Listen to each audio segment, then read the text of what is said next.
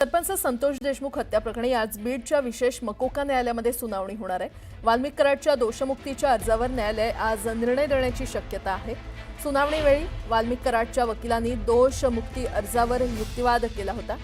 तसंच खंडणी, खून आणि अॅट्रॉसिटी ही तीन वेगवेगळी प्रकरणे आहेत, त्यामुळे ते संबंधित न्यायालयामध्ये चालवावे। ही तिन्ही प्रकरणे एकत्र करत त्याचे दोषारोपपत्र या न्यायालयामध्ये दाखल करण्यात आलेलं आहे। असं कोणताही अधिकार पोलिसांना नसल्याचा दावा देखील आरोपीच्या वकिलांनी केला होता। यावर सरकार पक्षाच्या वतीने देखील युक्तिवाद करत या तिन्ही प्रकरणाचा परस्पर संबंध असल्याचं म्हटलं होतं। आज होणाऱ्या सुनावणीमध्ये यावर निर्णय दिला जाऊ शकतो, त्यामुळे आजच्या सुनावणीकडे सगळ्यांचं लक्ष लागलंय।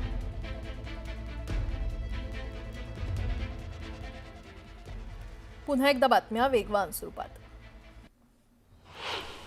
पुणे पोलीस दलामध्ये लवकरच 1000 पोलीस कर्मचारी दाखल होणार आहेत। शहराचा वाढता विस्तार विचारात घेऊन अतिरिक्त मनुष्यबळ उपलब्ध करून देण्यात आल्याची माहिती चंद्रकांत पाटील यांनी दिली आहे। मुंबईतील डबेवाल्यांनाही विठ्ठलाच्या दर्शनाची आस लागली होती। मुंबईतील शेकडो नोकरदारांना घरचा जेवणाचा डब्बा पोहोचवणारे डबेवाले पंढरपुरात दाखल झाले, त्यामुळे आज मुंबईमध्ये डबेवाल्यांची सेवा बंद राहणार आहे। मुंबईमध्ये कंत्राटी पद्धतीने नियुक्त करण्यात येणाऱ्या परिचारिका आणि 7वा वेतन आयोग लागू करण्याकडे सरकार दुर्लक्ष करते। त्याच्या निषेधार्थ राज्यातील सरकारी रुग्णालयातील जवळपास 30,000 परिचारिकांनी 18 जुलैपासून संपावर जाण्याचा निर्णय घेतलाय। याचा परिणाम सर्व सरकारी रुग्णालयांमधील आरोग्य सेवेवर होण्याची शक्यता आहे। निवडणूक आयोगाला हाताशी धरून मतदार याद्यांमध्ये गडबड करत भाजपनं सत्ता मिळवली आहे, असा गंभीर आरोप हर्षवर्धन सपकाळ यांनी केलाय।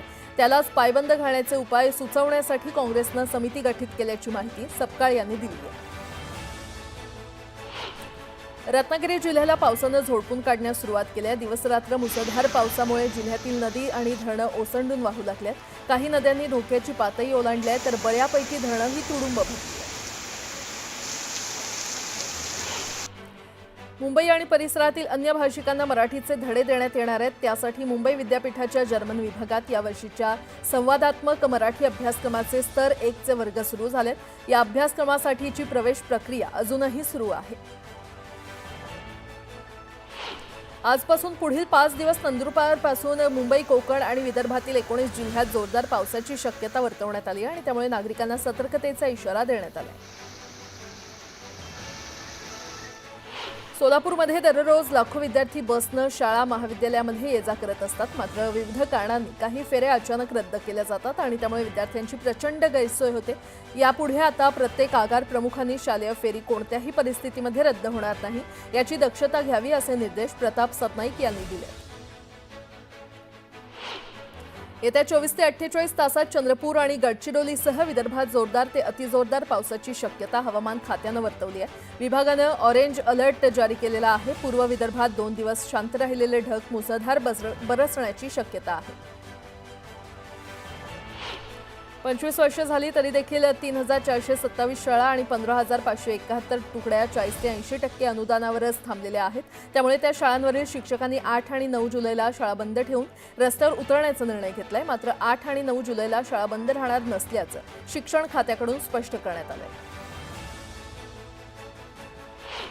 इंग्लंडच्या ज्या मैदानात आतापर्यंत एकही विजय मिळाला नव्हता, त्या बर्मिंगहॅम येथील एजबॅस्टनच्या मैदानात भारतीय संघानं ऐतिहासिक विजय प्राप्त केलाय।